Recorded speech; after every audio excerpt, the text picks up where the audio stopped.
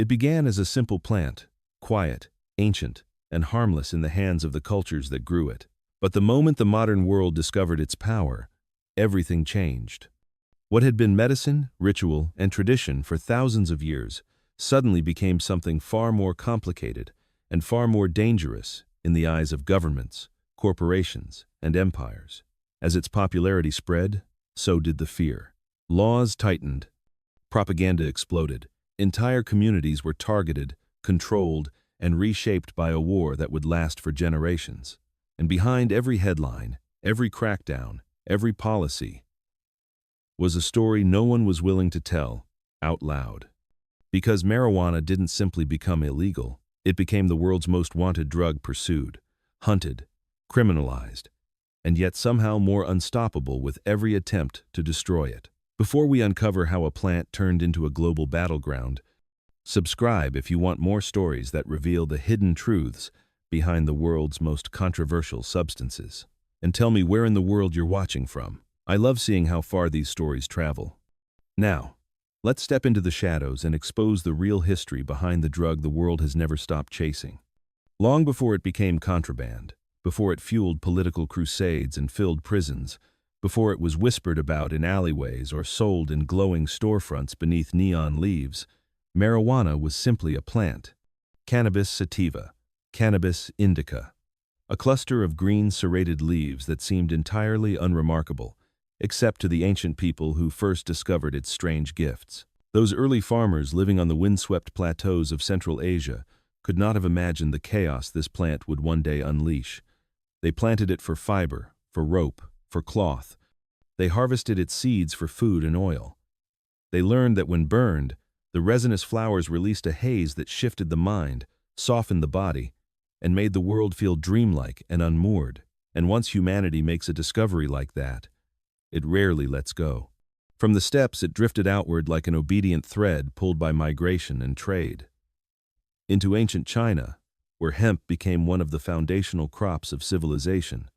Early physicians there documented its medicinal value, praising its ability to ease pain and quiet the restless mind. It was a tool, a healer, a staple of daily life.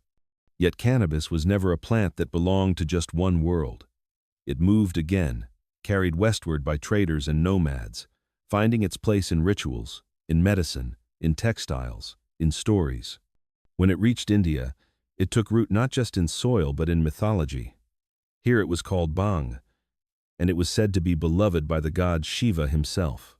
It became the companion of ascetics and seekers, a doorway to contemplation, a bridge between the physical and the divine. Even today, during festivals like Holi, people drink bhang to honor that ancient lineage. By then, cannabis was woven into the spiritual and cultural fabric of entire civilizations. In the Middle East, it morphed into hashish, a resin pressed and cured into dark bricks that poets rhapsodized about and travelers carried across deserts. In Africa, communities cultivated it for healing, for ceremony, for simple moments of fellowship shared beneath the shade of trees. Yet for all its journeys, all its reverence, all its mundanity, the plant had not yet met its greatest adversary, Western fear. Europe, cautious and curious in equal measure, used cannabis almost exclusively for rope.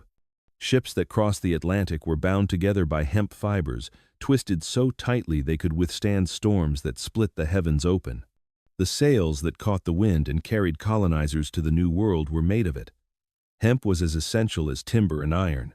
Entire navies depended on it. Empires depended on it. And when those empires carved their way into the Americas, hemp came with them. Colonists planted it by mandate. Early American leaders, Washington, Jefferson, cultivated it on their estates. For a time, it was money, it was infrastructure, it was America. But this is where the story begins to shift slowly at first, then violently, because the cannabis that colonists grew, the hemp used for rope and cloth, was not the same cannabis being smoked and shared in other corners of the world. The psychoactive strains, sticky and aromatic, arrived in the United States through migration, particularly through Mexico and the Caribbean. They carried with them cultural traditions, musical rhythms, and recreational practices unfamiliar to white America. And unfamiliarity is often the spark that ignites fear. Soon, newspapers in the American Southwest printed lurid tales describing marijuana-crazed Mexicans wielding knives or losing control of their senses. These stories were mostly fiction, but fiction, when repeated enough, becomes something far more potent than truth. It becomes policy. What had been cannabis medicine, fiber, food, was suddenly marijuana, a foreign word deliberately weaponized to suggest danger, deviance, and disorder. In Texas, in New Mexico, in states where white communities felt economically and culturally threatened by incoming Mexican laborers, the plant became a target. Not because it was harmful, but because it was useful. Useful to lawmakers who wanted a way to police, restrict, and intimidate immigrant populations. And as the years crept closer to the 20th century, the panic grew. Jazz musicians in New Orleans and Chicago embraced marijuana as part of their musical lives, a softening of edges, a stretching of time that allowed improvisation to flow like water. It became associated with black culture, creativity, sexuality, and rebellion, which meant, inevitably, that it became associated with danger in the eyes of those who feared all three. Marijuana didn't change. America did. Into this brewing storm stepped a man whose shadow still stretches over the drug policy of the modern world, Harry Anslinger. Stern-faced, relentless, and hungry for influence, Anslinger spearheaded a crusade that would transform marijuana from an ancient healer into the centerpiece of a global war.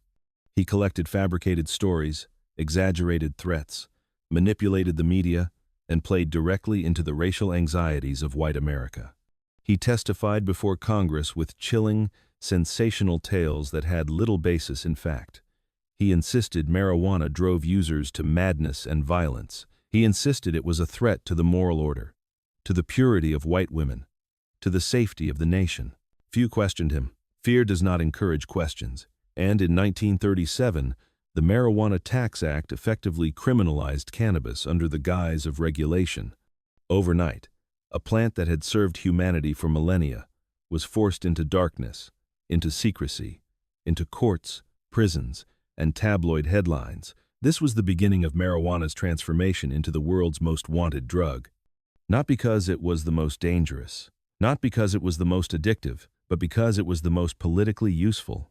And so begins the long, painful descent into a war that would span continents, claim lives, empower cartels, militarize police, fuel racial injustice, and shape global policy for generations. A war waged against a plant. A war waged, in truth, against the people who used it. The plant itself, rooted and indifferent, simply kept growing. The criminalization of marijuana did not unfold like a sudden catastrophe. It seeped across America slowly, tightening its grip year after year. In the beginning, most people hardly noticed the laws changing because the people being targeted were the same groups America had always found convenient to target. Mexicans in the Southwest, black musicians in northern cities, immigrants, laborers, outsiders. Easy prey for a government eager to justify expanding its authority. But if the early laws were small, local, and rooted in prejudice, the consequences of those laws would one day ripple across the entire world. The irony, of course, is that marijuana itself never became more dangerous. The only thing that changed was who held power over its narrative.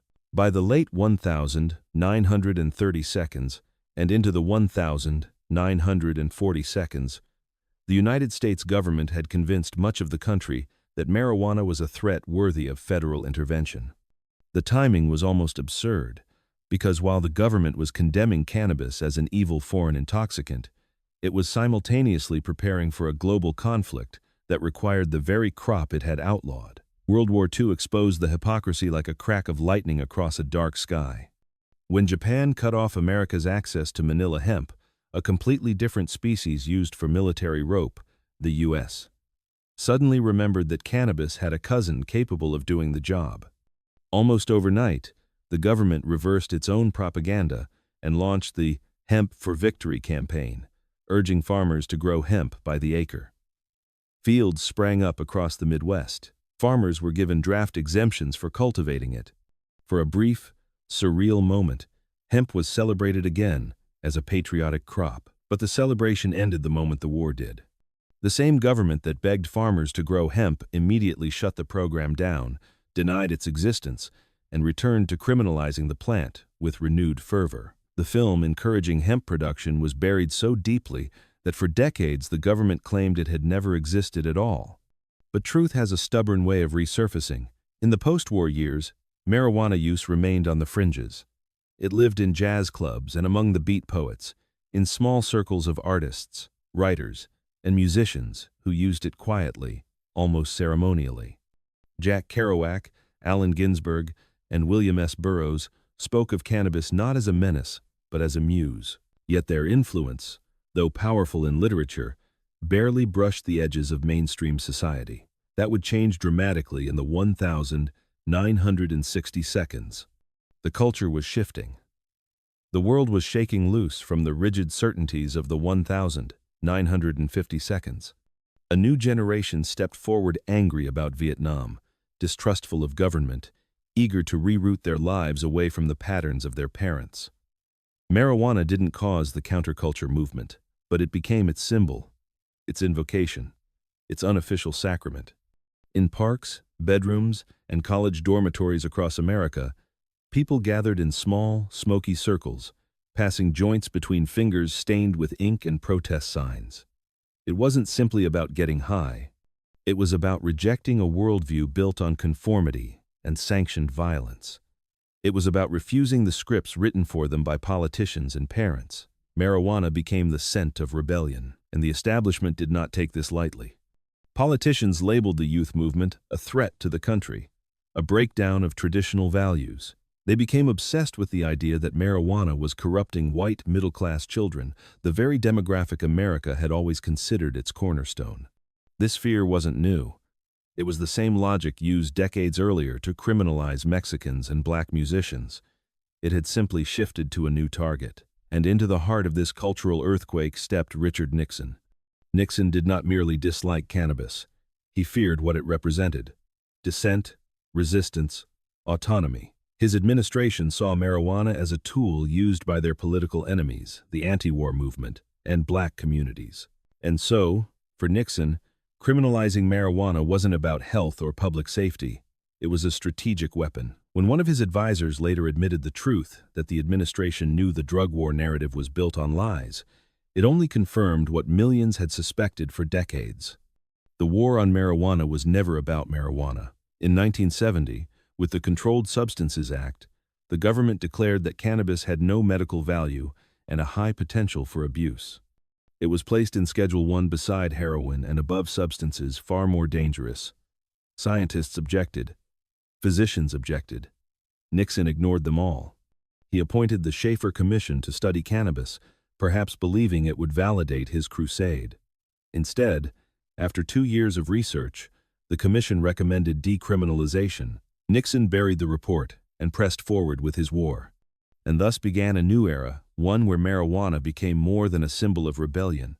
It became the central target of a sprawling enforcement machine that would soon engulf the nation. The Drug Enforcement Administration was born. Funding for police departments ballooned.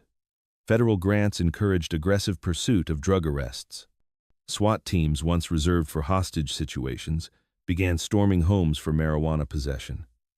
Courts handed down mandatory minimum sentences so severe that a joint could do what violence did not: destroy a life. By the 1,980 seconds, the drug war had metastasized into a national obsession, but its impact was far from equal. The brunt of marijuana enforcement fell on Black and Latino communities. Entire neighborhoods were treated like occupied zones. Police cruisers rolled down streets with a hunter's patience, stopping, searching, arresting. A bag of marijuana was enough to justify a lifetime of consequences. Families fractured. Children grew up without parents. Communities lost stability, trust, and hope. And all the while, the plant at the center of this war remained unchanged, waiting in silence for the tide to shift. But long before that shift would come, marijuana would take on a new, darker role, one that stretched far beyond American borders. While the United States waged its domestic war, farmers in Mexico turned to marijuana cultivation under the watchful, violent eye of rising cartels. The plant became a commodity not just of culture but of conflict, feeding economies, fueling violence, financing entire criminal empires. By the 1,980 seconds and 90 seconds, marijuana was no longer just contraband. It was currency. Its illegality gave it value. Its demand gave it power. And its cultivation, transport, and distribution created bloody rivalries that claimed lives across continents. The plant had become the world's most wanted drug not because people loved it too much, but because governments feared it too deeply. And yet, buried beneath the chaos, a quiet revolution was beginning. It would not come from politicians. It would come from patients. The 1,980 seconds were a decade defined by fear. Fear of rising crime, fear of drugs, fear of social collapse. Politicians seized that fear and fed it, building campaigns around tough-on-crime rhetoric and promising that harsher laws would restore order. But while this political storm raged, something quieter, more human, was happening in hospital rooms, living rooms, and hospice centers across America. People who were suffering, truly suffering, were discovering something the government insisted was impossible. Marijuana helped. Patients battling cancer found that cannabis eased nausea, helped them eat, soothed their pain when pharmaceuticals failed. People living with chronic illnesses discovered that it relaxed their muscles, reduced tremors, calmed their anxiety, and allowed them, even briefly, to feel human again. These were not recreational users. These were people staring down mortality, clinging to any scrap of relief they could find. And then came the AIDS epidemic.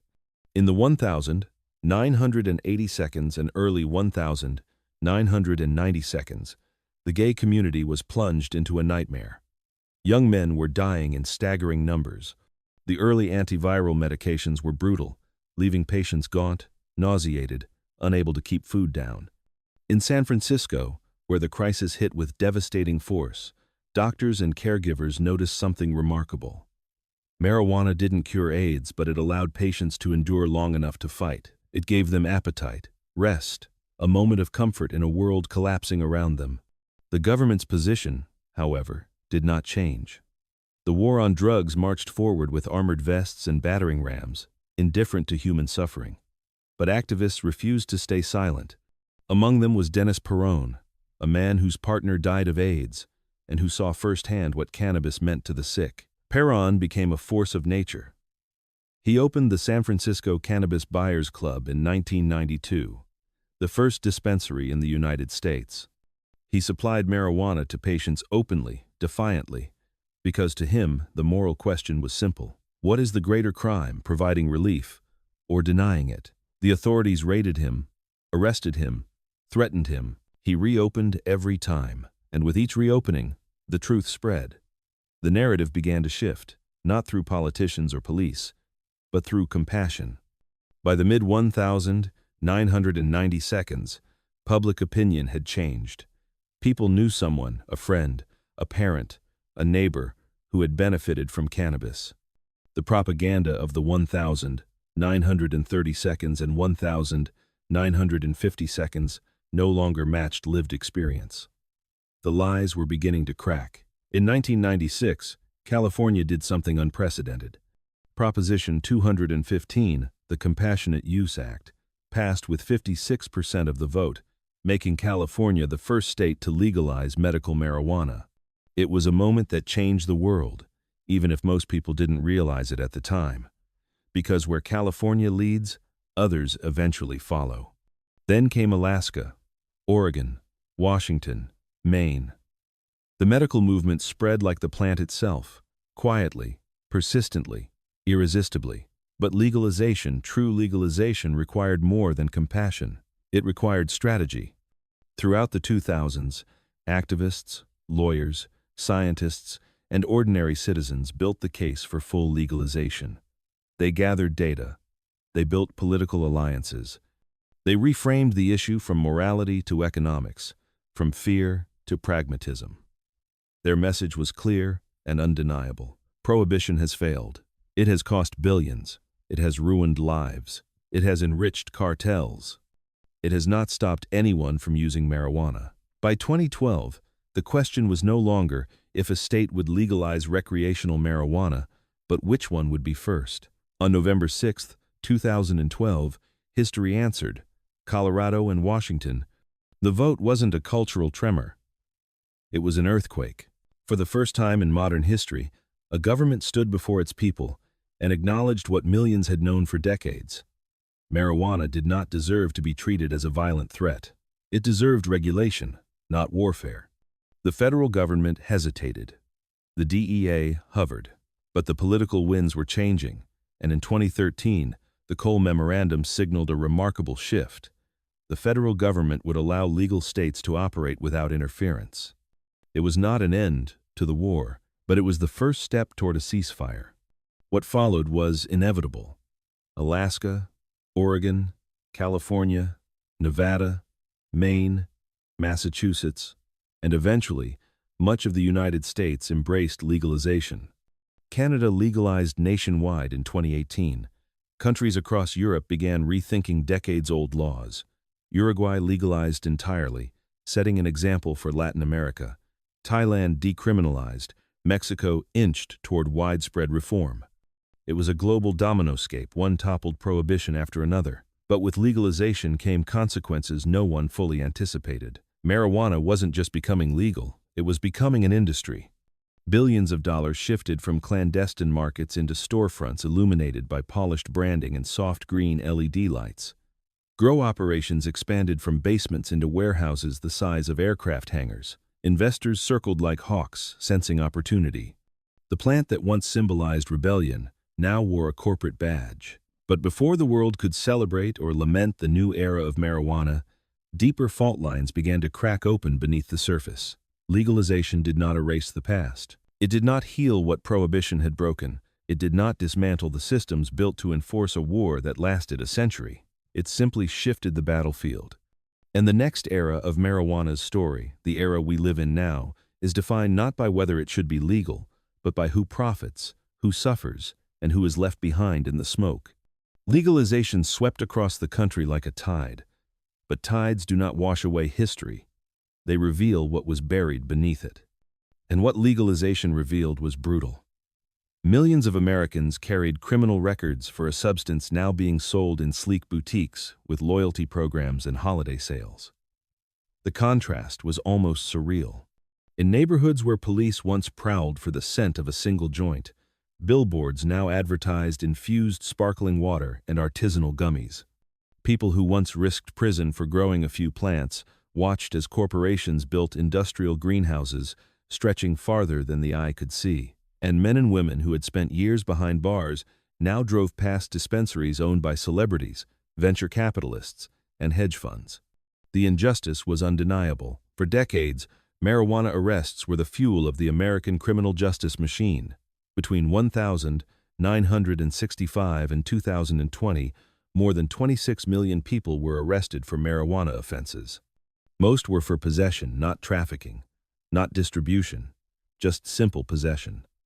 And despite similar usage rates across racial groups, Black Americans were nearly 4 times more likely to be arrested. In some states, the disparity reached nearly tenfold. These numbers weren't the product of chance. They were the predictable outcome of a policy engineered to target specific communities.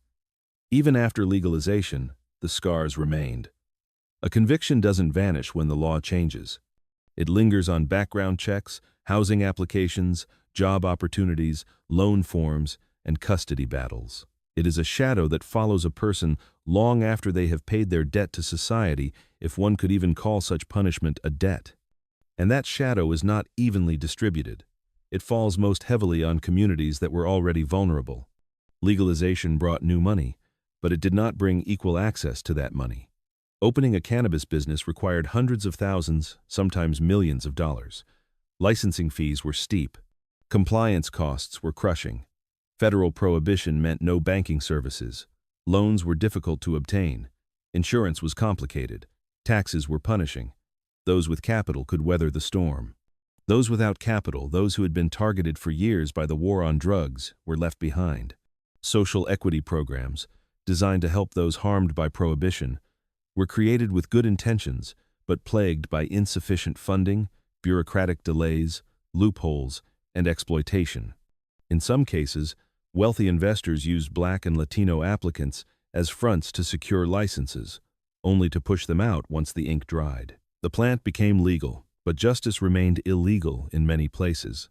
And even as legalization spread, arrests continued in states where prohibition still held strong. In 2020 alone, decades after marijuana became mainstream, over 350,000 Americans were arrested for marijuana offenses. That's nearly one arrest every 90 seconds. The war was shrinking, yes, but it was far from over. Meanwhile, beyond the borders of the United States, the consequences of America's drug policies had ignited a firestorm. Mexico, once a modest producer of cannabis, became a battleground for cartels who seized the opportunity left by prohibition. Marijuana fields, once tended by small farmers, expanded into industrial-sized plantations guarded by men with assault rifles. Villages were emptied. Journalists were silenced. Politicians were assassinated. Entire regions fell under the control of criminal organizations that operated with impunity. Profits from marijuana helped fund trafficking routes for cocaine, heroin, and later fentanyl. The violence escalated into a humanitarian crisis. Tens of thousands were killed. Tens of thousands more vanished without a trace. Families searched deserts and forests for graves that were never meant to be found. All of this, every life lost, every community shattered, was the collateral damage of a war waged not against a drug, but against the people who grew it, transported it, and used it. Back in the United States, as legalization gained momentum, something else began to change, something subtle but profound. Marijuana became more potent, far more potent. In the 1,970 seconds, cannabis averaged around 2–3% THC. Today, it is common to find flower with 25–30% THC, sometimes higher. Concentrates shatter, wax, oils can reach levels above 90%. This isn't the marijuana of past generations. This is something new, engineered for stronger effects, quicker onset, and higher profits. For adults, this shift can be navigated with education and regulation. But for adolescents, whose developing brains are far more vulnerable, the risks are greater. Studies began emerging, linking heavy use of high-potency cannabis to increased rates of psychosis in genetically or medically predisposed individuals. Emergency rooms saw rising cases of cannabis hyperemesis syndrome, a condition few had even heard of 20 years earlier. And then there were the edibles, bright packaging, sweet flavors, products shaped like candy, items that look harmless on a kitchen counter but can send an inexperienced user spiraling into hours of overwhelming intoxication. Accidental ingestions by children became a growing concern in states with legal markets. These were problems born not from the plant, but from the way legalization unfolded rapidly, lucratively, unevenly. But perhaps the most profound shift came not from the medical risks or the corporate monopolies, but from the transformation of cannabis culture itself. What had once been a symbol of rebellion, a quiet act of defiance shared among friends, was now a commodity, a brand, a market category, a line item in investment portfolios. The intimacy of cannabis, its cultural roots, its role in spiritual and artistic traditions, was fading into a haze of sleek packaging and boardroom decisions. For some, this was progress. For others, it felt like betrayal. Yet even amid all this transformation, marijuana remained what it had always been, a plant capable of both healing and harm, depending on how society chooses to use it. And society was on the verge of a transformation even greater than legalization itself. Because eventually, the United States would confront a question it had avoided for decades. If the war on marijuana was built on lies, what do we owe the people who suffered because of those lies? As the legal market expanded and the industry matured, the contradictions grew impossible to ignore. On one hand, cannabis was becoming a celebrated commercial powerhouse, dispensaries glowing like jewelry stores, glossy packaging, celebrity endorsements, billion-dollar valuations. On the other hand, thousands of people remained behind bars for the very same plant, now being sold freely on street corners for the same buds, the same leaves, the same smoke rising into the same air. This was the paradox of legalization, a victory incomplete and uneven, a justice half realized. To grasp the magnitude of this divide, you have to understand what prohibition actually accomplished. It didn't eliminate marijuana, not even close. Instead, it built an entire ecosystem of punishment that defined life for millions of Americans. It filled prisons, fueled police budgets, militarized law enforcement, funded secret operations, and justified political careers. It created a sprawling network of laws and practices designed not to reduce drug use, but to control people, particularly people society had already marked as expendable. Marijuana arrests didn't just produce short-term punishment. They created lifelong consequences, barriers to housing, employment, education, parental rights, voting rights. Prohibition did not simply criminalize behavior. It criminalized futures. And while prohibition devastated communities, it enriched others. Organized crime flourished under prohibition. The Mexican cartels, empowered by a booming marijuana trade, transformed into multinational criminal syndicates. Their profits were leveraged into weapons, bribes, and territories. Violence escalated beyond anything seen in earlier decades. Entire towns fell under cartel control. Journalists were targeted and murdered for reporting the truth. Families fled north in desperation. Others were caught in the crossfire. Marijuana was not the cause of this violence. Prohibition was. Had the plant been legal and regulated, the cartels would have never been able to build empires upon it. The war on drugs didn't weaken criminal organizations, it strengthened them, financed them, fueled them. But even as legalization weakened the cartel's grip on cannabis, the damage had been done.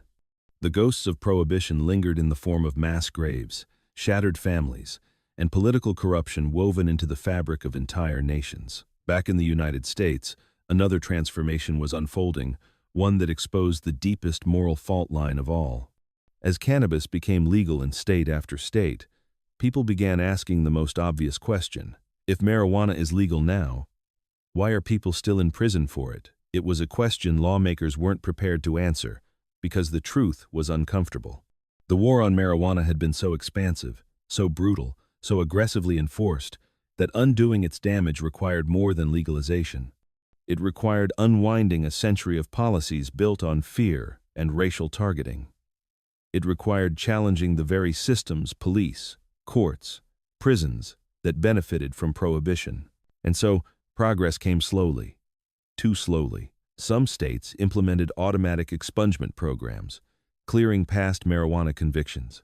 Others required petitions, paperwork, court filings, barriers that ensured many would never receive the relief they were entitled to. In certain states, people remained incarcerated for actions that were no longer crimes. In others, they were denied the right to apply for cannabis business licenses because of the very convictions legalization was supposed to remedy. This was the unfinished work of the movement, not legalization, restoration.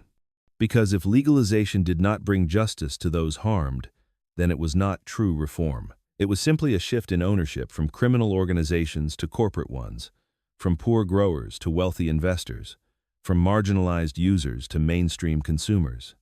The plant had changed hands, but justice had not. Yet even as marijuana made its way into the heart of American capitalism, the old narrative, the propaganda that fueled prohibition, didn't disappear. It lingered in misconceptions, in fear, in outdated laws still enforced in parts of the country. It resurfaced in debates about potency, youth usage, mental health, and commercialization. Some of these concerns were valid. Others were echoes of a century of misinformation. But beneath all of these debates lay the same question that has haunted marijuana for decades. What is this plant really? A medicine? A danger? A commodity? A spiritual tool? A recreational escape? A symbol of liberation? A weapon used by governments against their own citizens? The truth is that marijuana has been all of these things, not because the plant changed, but because society did. What we see in marijuana is a reflection of our fears, our desires, our politics, our inequalities, our contradictions. For ancient civilizations, cannabis was a healer, a companion, a ritual. For early America, it was a crop vital to national survival. For 20th century lawmakers, it became a threat to be eradicated at all costs. For activists and patients, it became salvation. For the modern economy, it became opportunity. For those still imprisoned, it remains a sentence without justice. No plant has carried so many meanings, so many identities, so many battles upon its fragile leaves. And yet, through all of this, through the propaganda and prohibition, through the raids and incarcerations, through the fields of Mexico and the dispensaries of Colorado, the plant has endured, unchanged at its core. It grows where you let it. It heals where it can. It harms when misused. It adapts to the world, even when the world refuses to adapt to it. But if the plant can endure thousands of years of change, the question becomes, can we? Because the story of marijuana is not the story of a drug. It is the story of power, of who wields it, of who suffers beneath it, of who profits from it, and of who is left behind. As we step into the present day, marijuana exists in a strange and delicate limbo, more legal than ever before, yet still criminalized in large swaths of the country. A booming industry, yet still shut out of the banking system. A celebrated medicine, yet still labeled by the federal government as having no medical use. A symbol of freedom, yet also a reminder of how easily freedom can be restricted, manipulated, or denied. It is both progress and contradiction side by side in the same breath. Because while legalization advances, the war on marijuana has not truly ended. It has simply evolved. The battlefields have shifted. The uniforms have changed. But the deeper questions remain unresolved. Who gets to profit? Who gets to participate? Who gets to be free? And who is still paying the price? Federal prohibition is the last great barrier. As long as marijuana remains illegal at the national level, its contradictions will continue to multiply. Dispensaries will operate like modern fortresses, storing mountains of cash because banks cannot legally serve them. Small businesses will suffocate under tax rates that would crush any normal industry. Investors will wait cautiously at the gates, preparing to flood in the moment federal laws change. That moment is coming. It is no longer a matter of if, but when. Experts predict that in the next few years, perhaps even sooner, the federal government will either reschedule or deschedule marijuana. The announcement will be framed as a triumph, a milestone, the long-awaited end of prohibition. But the end of prohibition is not the end of the story. It is the beginning of a new chapter, one that demands far more from us than celebration. Because legalization without justice is simply another form of inequality. If we legalize marijuana but leave people in prison, then legalization is incomplete. If we build a profitable industry while denying opportunities to those harmed by the drug war, then legalization is unjust. If we erase the history of prohibition to make room for glossy branding and corporate expansion, then legalization becomes an act of forgetting, not healing. And the world is watching closely. Countries across Europe are rethinking their policies. Latin America, long ravaged by U.S.-driven drug enforcement, is considering models that shift away from criminalization and toward regulation. Canada stands as a global experiment. Thailand's sudden move to decriminalize shocked traditionalists. Even the United Nations, once the steward of global prohibition, has taken cautious steps toward acknowledging marijuana's medical benefits. But no matter how far legalization spreads, no matter how mainstream cannabis becomes, the shadow of the past still stretches across every legalized market like a scar. The arrests, the propaganda, the raids, the lost years, the broken families, the billions spent, the lives derailed. None of that disappears because a new dispensary opens or because a state announces record tax revenue. Money cannot erase memory. Commerce cannot replace justice. Normalization cannot absolve a century of punishment inflicted on communities that never posed the danger they were accused of posing. And so the burden falls to us, not just governments, not just corporations, but ordinary people, to decide what we build from this moment. Will we create a market that is fair, inclusive, and reparative, or one that mirrors the same inequalities that defined prohibition? Will we acknowledge the truth of what was done, or will we bury it beneath commerce and convenience? Will we uplift the communities once targeted, or will we allow them to be pushed aside in the name of profit? The plant does not care. It never has. It grows in the Himalayas, in the mountains of Morocco, in the Kentucky fields, in the basements of suburbia, in the jungles of Mexico. It grows wherever soil or hydroponics will let it. It grows whether legal or illegal, whether cherished or condemned. But we care, and we must choose what comes next. Because the story of marijuana is not about marijuana. It never was. It is about who we punish and who we protect, who we fear and who we value, who we silence and who we believe, who we lock away and who we allow to profit. It is about the systems we build and the courage it takes to dismantle them. 10,000 years ago, ancient farmers planted cannabis seeds in the high valleys of Central Asia, unaware of the tumultuous destiny of the plant they nurtured. Today, the plant continues to thrive, unchanged by human conflict, indifferent to human politics, silent witness to our contradictions. The question is not whether marijuana will survive. It will. It always has. The question is whether we can learn from its history, whether we can recognize the ways fear masqueraded as morality, the ways propaganda replaced truth, the ways entire communities paid the price for a war rooted in lies. The question is whether we can choose justice over convenience, restoration over profit, memory over forgetting. Because the war on marijuana was never a war on a plant. It was a war on people.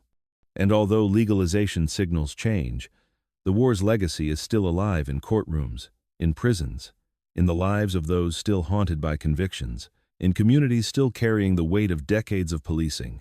The future of marijuana depends on whether we confront that legacy honestly, whether we have the courage to repair what was broken, whether we will write the next chapter with integrity. The plant will continue to grow, the story will continue to unfold, and we humans, societies, nations, will decide what kind of world it grows into. The world's most wanted drug was never dangerous because of what it was. It became dangerous because of what we turned it into. And the question that remains, the question that will define the generations to come, is simple and profound. Now that we know the truth, what will we do with it? But endings are illusions, aren't they? Every time we believe a story has concluded, life reveals another thread, another layer, another truth, buried beneath the one we thought was final. Marijuana's story is no different. It stretches forward, looping through time, influencing the world in ways we often fail to notice. Even now, as legalization spreads and the stigma slowly dissolves, a quiet debate hums beneath the surface. What does it mean to normalize a plant that was once used as a weapon? What does it mean to integrate cannabis into everyday life when its shadows are still so long? Walk into a modern dispensary and you'll see the new face of marijuana. Minimalist displays, climate-controlled glass cases, color-coded strains with names that sound like constellations. Bud tenders speak with the calm confidence of pharmacists, guiding customers toward relaxation, sleep, creativity, or relief. The entire environment is designed to be soothing, luxurious, safe.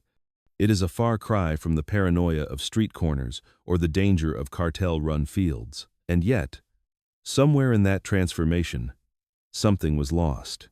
Cannabis was once a symbol of resistance, a way for marginalized communities to carve out a space of their own, a small rebellion against systems built to control them.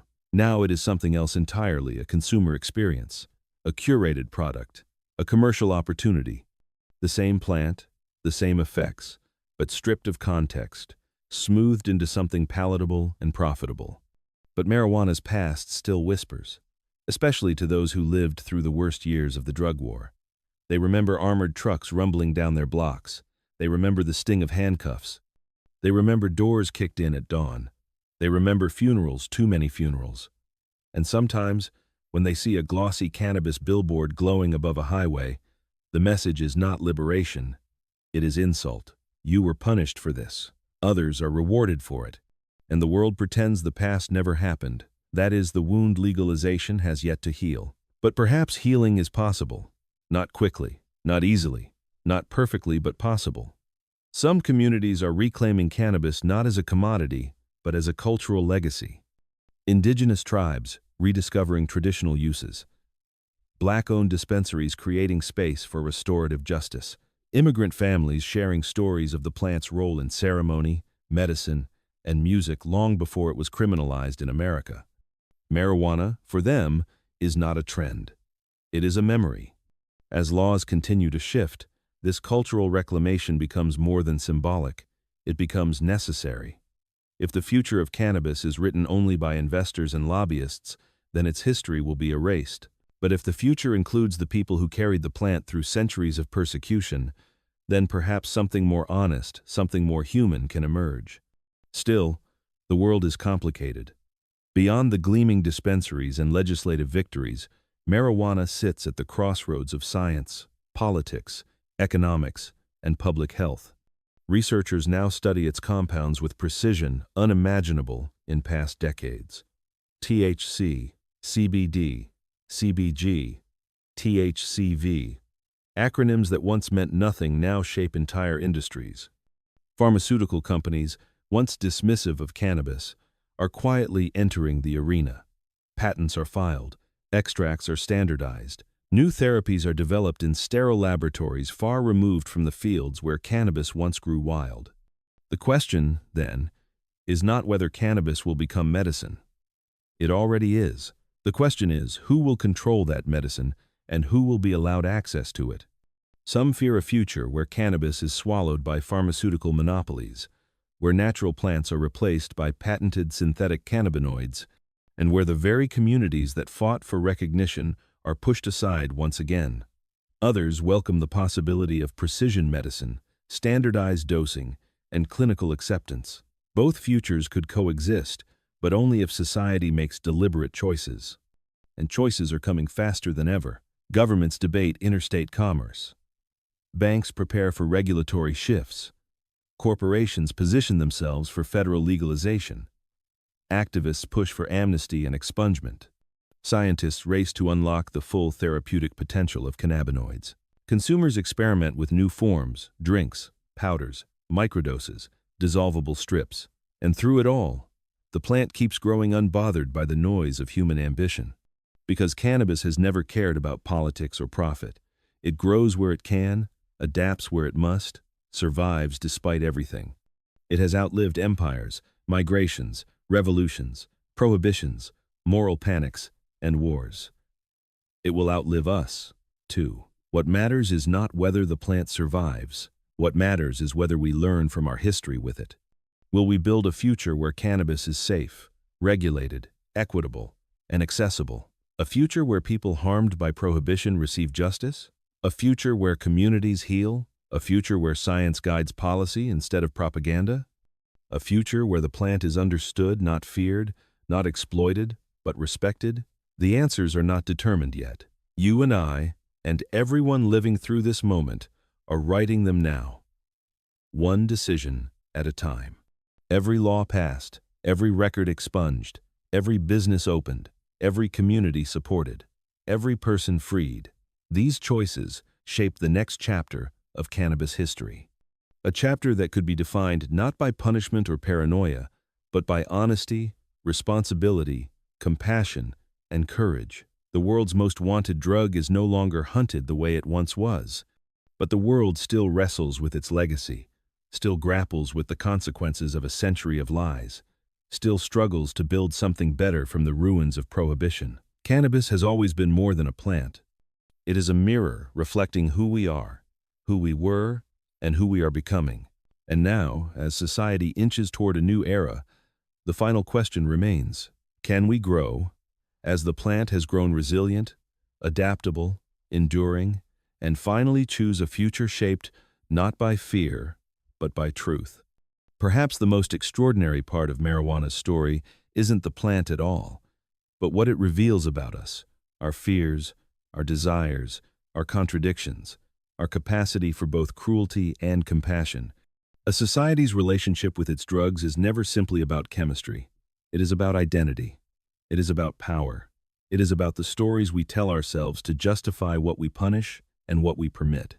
And marijuana has always existed at the blurry edge between those categories, the place where logic dissolves and emotion takes over. Consider the way the plant was once portrayed: a corrupting force, a gateway to chaos, a threat to national security. For decades, entire government agencies operated on the premise that a single puff of smoke could unravel the moral fabric of a nation. Schools taught children that marijuana would destroy their futures. Films showed ordinary people descending into madness after a single joint. The propaganda was never subtle. It wasn't meant to be. It was designed to terrify, not to inform. But fear is a fragile foundation. The moment people encounter the truth, the real truth, the fear begins to crack. That is what ultimately changed public opinion. Not campaigns, not political movements, not even science. It was something more personal. Experience. People tried marijuana, or watched loved ones use it, and realized it did not transform them into monsters. It did not trigger violence or madness. It did not dissolve their humanity. It simply made them feel relaxed, or thoughtful, or hungry, or relieved of pain. The simplicity of that truth was enough to topple decades of lies. But even now, even today, after all the research, after all the legalization, after all the tax revenue and the medical breakthroughs, some of those old lies still linger, faint echoes that shape policy, influence perception, and guide decisions made in quiet rooms by people who have never actually touched the plant they legislate. The truth moves slowly, but it moves. And as it does, another shift begins. Not in law, not in science, not in economics, but in culture. Marijuana is becoming ordinary. Not sensational, not forbidden, not a symbol of rebellion. Ordinary, the way coffee is ordinary, the way wine is ordinary, the way aspirin is ordinary. It is becoming a part of daily life for millions, woven into routines, rituals, and quiet moments of rest. This normalization changes everything. When something becomes ordinary, it becomes visible without shame. Conversations become easier. Research becomes easier. Regulation becomes more rational. The stigma evaporates. The hysteria dissolves. The plant steps out of the shadows and takes its place among the many substances humans use to shape their moods, ease their pain, and soften the sharpness of existence. But normalization carries its own responsibilities. For the first time in history, humanity has the opportunity to define a global cannabis culture built consciously, intentionally, rather than through fear or criminalization. We get to decide what responsible use looks like. We get to decide how to protect adolescents, how to educate adults, how to regulate potency, how to ensure equity, how to prevent the mistakes made with alcohol and tobacco. We get to decide what story we write next. Will cannabis become another industry dominated by the few at the expense of the many? Or will it become a model for what ethical, inclusive, restorative legalization looks like? The answers are not predetermined. They depend entirely on whether we take the lessons of history seriously. Prohibition teaches us what fear can do. Legalization teaches us what truth can do. But the future still unwritten will teach us what courage can do. And maybe that is the real heart of this story. Not the plant, not the propaganda, not the prisons or the dispensaries, but the possibility that a society can look back on a century of mistakes, real, documented, devastating mistakes, and choose to become wiser instead of bitter. Choose accountability instead of denial. Choose equity instead of convenience. There is a world, just barely visible on the horizon, in which marijuana is not simply legal, but understood. Not simply sold, but respected. Not simply consumed, but contextualized within a full picture of public health, justice, and cultural memory. In that world, cannabis is neither glorified nor demonized. It is treated with nuance, the one thing it has never been granted in modern history. Imagine a future where people imprisoned for marijuana offenses return to their communities not forgotten, but welcomed home with support, opportunity, and restitution. Imagine a future where small growers thrive alongside corporations, not crushed beneath them. Imagine a future where cannabis taxes rebuild the very neighborhoods prohibition destroyed. Imagine a future where education replaces propaganda, where science replaces fear, where compassion replaces punishment. That future is not inevitable, but it is possible. And as long as the plant continues to grow quietly, persistently, offering its leaves to anyone who tends it with care, the possibility grows with it. The world's most wanted drug was hunted for so long that we forgot something simple, something ancient, something obvious. It is just a plant. We were the ones who made it a symbol. We were the ones who made it a threat. We were the ones who turned it into contraband, currency, and controversy. We were the ones who waged war on it, then profited from it, then sanitized it for mainstream consumption. The plant didn't change. We did. And now, standing at this threshold between the world we inherited and the world we are building, we face a choice, perhaps the most important one yet. Do we repeat the cycles of history, or do we learn from them? Do we allow fear to shape policy, or do we let truth guide it? Do we forget the people harmed by prohibition, or do we honor them by repairing what was broken? The war on marijuana may be fading, but the work is not finished. Not until justice is real, not until equity is real, not until the legacy of prohibition is acknowledged fully, honestly, and without excuse. Only then, and not before, can we say the story has turned a page. Only then can we say that the world's most wanted drug is no longer wanted for the wrong reasons. Only then can we say we have finally understood what this plant has been trying to teach us for 10,000 years. Nature does not fear us, but we fear ourselves. And as we look forward, imagining the shape of cannabis in the decades to come, another question begins to rise, one that floats quietly beneath policy debates and business ventures, beneath scientific discoveries and cultural shifts. What does the world look like when a substance once feared becomes fully accepted? Acceptance is powerful, but it is also transformative. It reshapes not only laws, but identity, not only commerce, but culture. And marijuana, after surviving a century of being vilified, emerges from the shadows carrying something few expected it to hold. A lesson in humility. For decades, society reacted to a misunderstood plant with overwhelming force that broke families, filled prisons, and scarred nations. Now, in the calm after the storm, we are left to confront the uncomfortable truth that much of that force was unnecessary, unjustified, and rooted in assumptions that were never tested against science or compassion. That reckoning is still happening. In some states, expungement clinics gather people in libraries and community centers, guiding them through the paperwork to clear their records. Volunteers, lawyers, students, activists sit with individuals who carry years of stigma in a single line of legal text. As those records disappear, some people weep, some laugh, some sit silently, letting the weight of decades finally loosen its grip. But clearing records is not the same as restoring lives. Some people missed opportunities that will never return. Some lost jobs, homes, relationships, reputations. Some grew up with a parent behind bars. Some lost years they cannot reclaim. Time has no refund policy. And so the question becomes, what does justice look like when time cannot be returned? Perhaps justice is not a single act, but a long, evolving commitment, a promise to rebuild what was broken, even if it can never be restored entirely, a promise that the next generation will not inherit the same harms, a promise that history will not be rewritten, but remembered. Because forgetting is how cycles repeat, and marijuana's history is full of cycles: acceptance, fear, criminalization, commercialization. If we forget those cycles, we risk stumbling back into them, blinded by convenience or profit. But if we remember, if we carry the full truth with us, then maybe the future can be something different. Already, the international landscape is shifting. In South America, farmers long persecuted for growing cannabis now see an opportunity to participate in a legal economy. In Africa, traditional uses of the plant are being re-examined through cultural pride rather than colonial stigma. In Europe, medical programs expand, each step a quiet acknowledgement that the global war on marijuana fractured more than it healed. And then there's Asia, a region of deep traditions, strict laws, and surprising shifts. Thailand's sudden move toward decriminalization signaled something remarkable.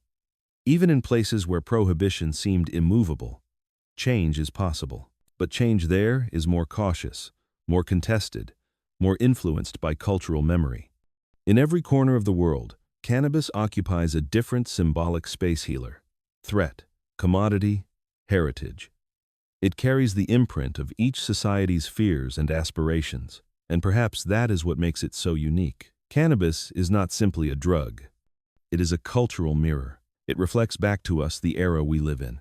In ancient times, it reflected spirituality and connection. In colonial times, it reflected utility and industry. In the 20th century, it reflected fear, control, and propaganda.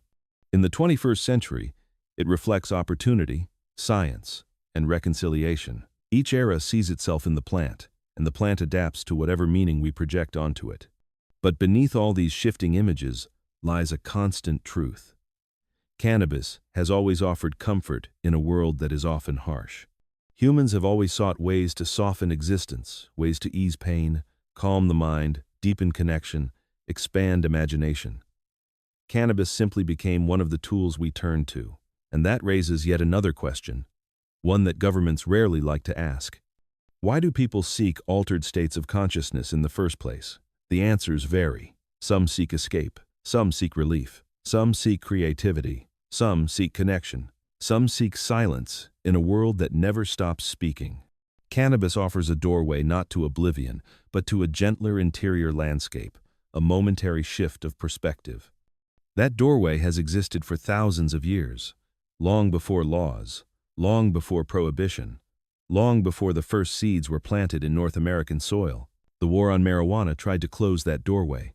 It failed, because the human desire to alter consciousness is older than civilization itself. It cannot be outlawed. It cannot be punished out of existence. It cannot be erased by propaganda or fear. And maybe, just maybe, the true lesson of marijuana is not about the plant at all, but about our refusal to accept this fundamental part of our nature. What if the war on drugs was really a war on human vulnerability? A war on coping?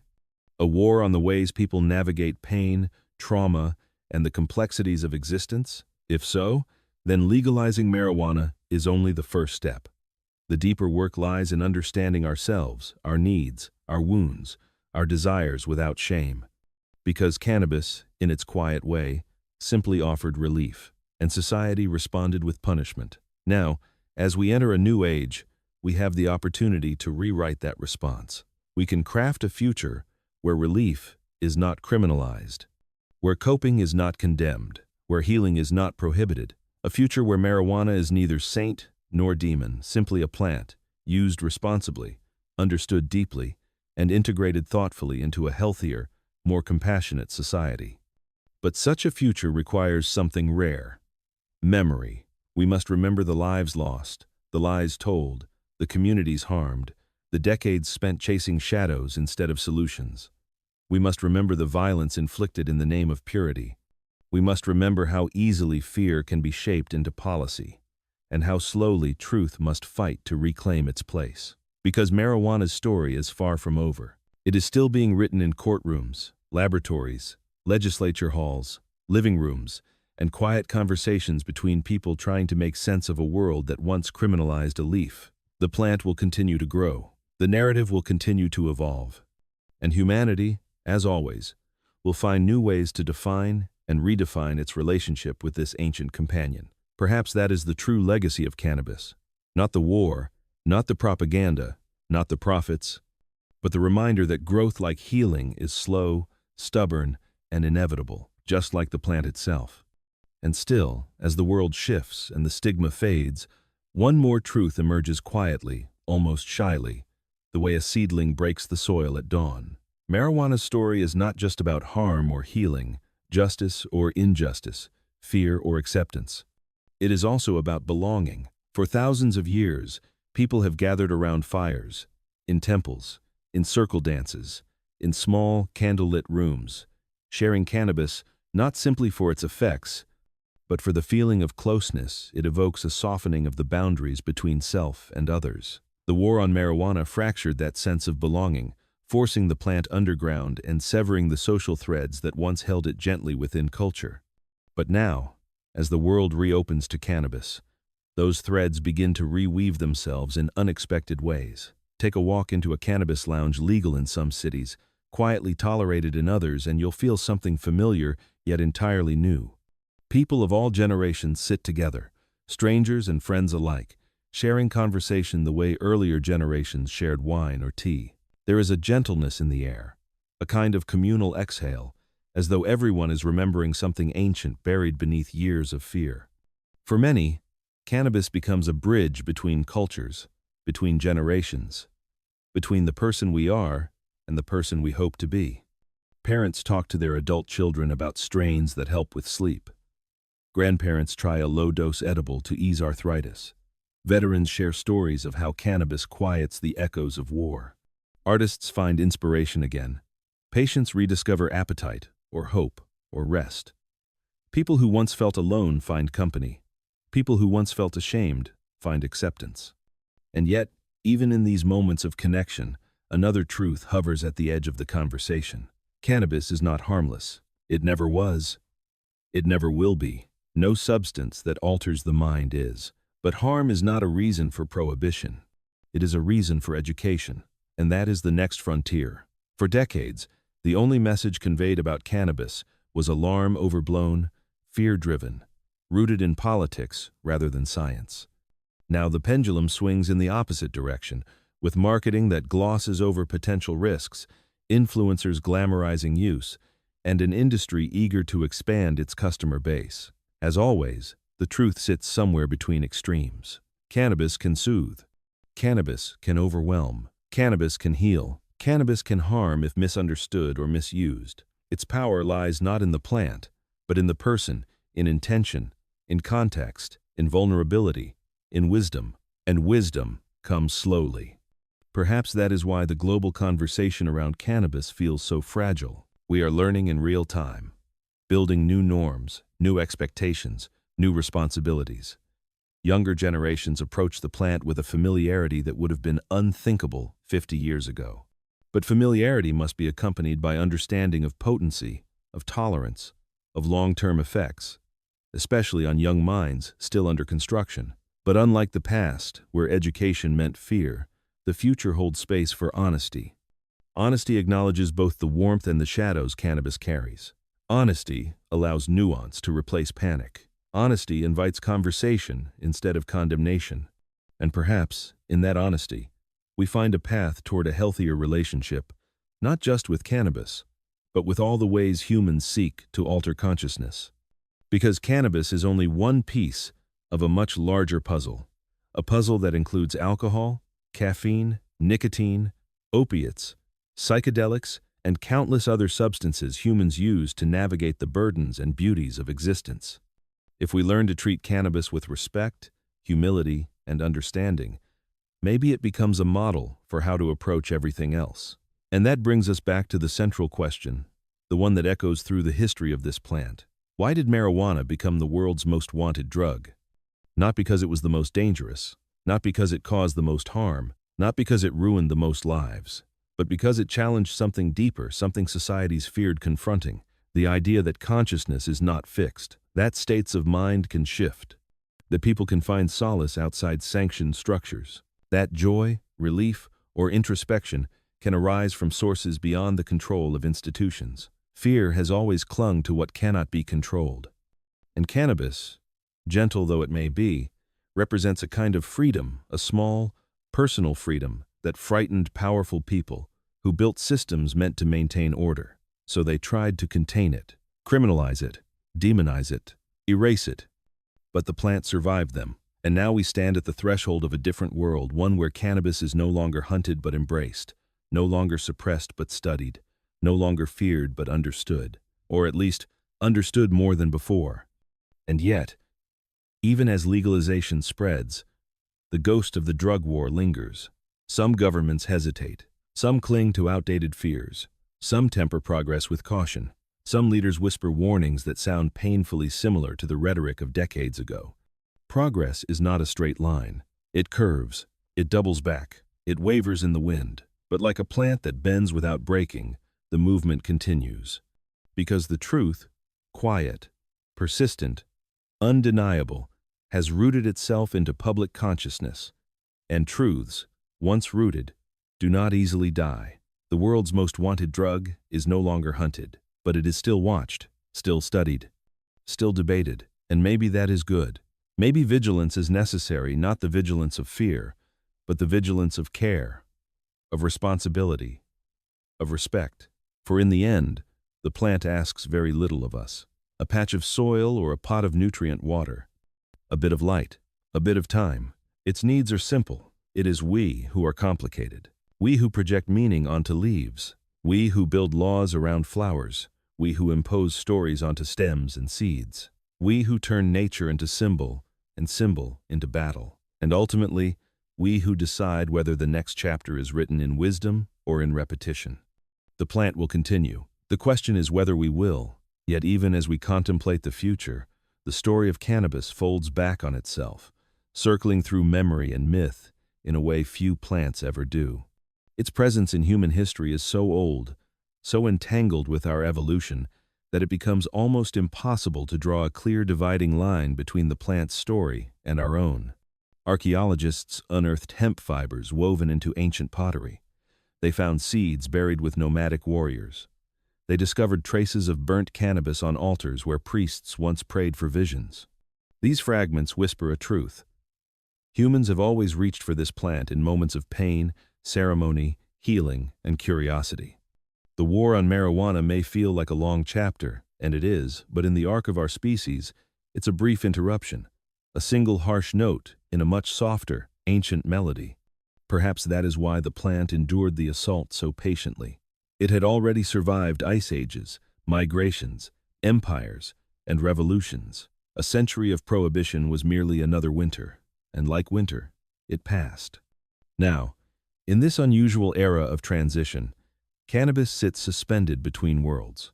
Not fully liberated, not fully restricted, not fully understood. A plant waiting for humanity to catch up with itself. But catching up requires something uncomfortable.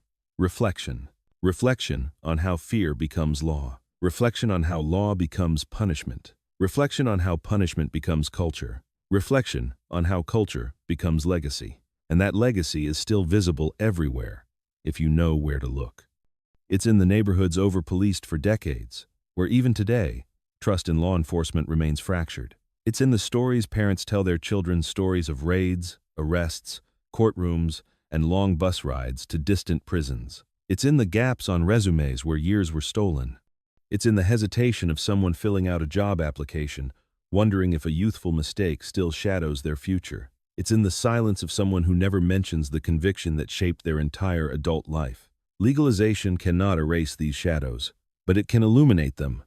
Light, after all, is the beginning of repair. In some cities, cannabis revenues now fund scholarships, community programs, and revitalization efforts. In others, licenses are designated specifically for those harmed by prohibition. In a few places, returning citizens are offered training, resources, or guaranteed pathways into the industry. These efforts are imperfect, inconsistent, often controversial, but they are movement. They are momentum. They are the first signs that society recognizes the gap between legality and justice. Still, the gap remains wide. Because even if every conviction were expunged tomorrow, even if every incarcerated person were released, even if every community devastated by prohibition received financial support, the emotional legacy of the drug war cannot be so easily lifted. Trauma lingers long after policies change. And yet, people continue to push forward. Survivors of prohibition rebuild lives. Communities reclaim spaces. Families stitch themselves back together. Activists carry the flame passed down through generations. Scientists dedicate their careers to understanding the plant's mysteries without prejudice. There is resilience in this movement, the same resilience the plant itself embodies. Bend, don't break. Persist, don't retreat. Grow. Even in hostile soil, that resilience becomes especially clear in the stories emerging from unlikely places. In rural towns, once dependent on dying industries, cannabis cultivation brings new jobs, new energy, new purpose. Farmers who spent decades growing corn or soy now turn their fields to hemp, discovering that the crop their ancestors once tended has returned in a new form. They speak of soil regeneration, of economic revival, of pride. In urban centers, cannabis becomes a tool for creative expression infused in art, music, poetry, dance. Its influence echoes in galleries and festivals, in the soft haze of conversations shared on rooftops and porches. For some, cannabis becomes a medium for intimacy. For others, a companion in solitude. For many, it becomes simply a way to soften the edges of a world that demands too much.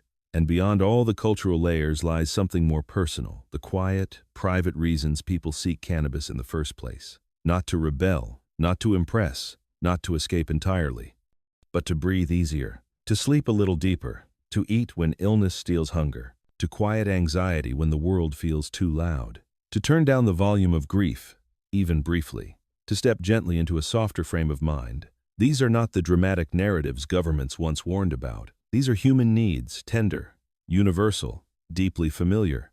Marijuana did not create these needs. It simply met them. And perhaps that is why the plant survived centuries of persecution, because the needs it serves are eternal. But now, as society redefines its relationship with cannabis, new needs arise, needs rooted not in fear or survival, but in understanding. People want to know how cannabis works, what it does to the brain, how it interacts with trauma, with creativity, with pain, with memory. They want clarity, transparency, honesty. Science finally has the freedom to seek these answers. Not in secret, not in defiance, but in the open light of research labs and peer-reviewed journals, and the answers are surprising, complex, often beautiful. The endocannabinoid system, a vast network of receptors influencing mood, pain, appetite, inflammation, memory, reveals that cannabis was not an intruder in the human body, but a collaborator. A plant that happened to evolve chemicals that fit neatly into our neurobiology, as though crafted for us by accident or design. It is strange to think that a plant, once vilified as a threat, may become one of the most important therapeutic tools of the 21st century. Already, studies explore its potential for anxiety disorders, PTSD, neurodegenerative diseases, epilepsy, inflammatory conditions, and more. The list grows with each passing year. This is the irony history will remember.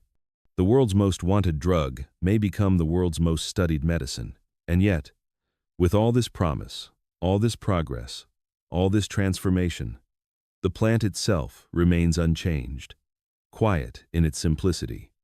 It still grows the way it always has, leaning toward the sun, stretching toward warmth, thriving in adversity, adapting to whatever environment surrounds it. The plant waits, the plant watches, the plant grows, and slowly, very slowly, humanity grows with it.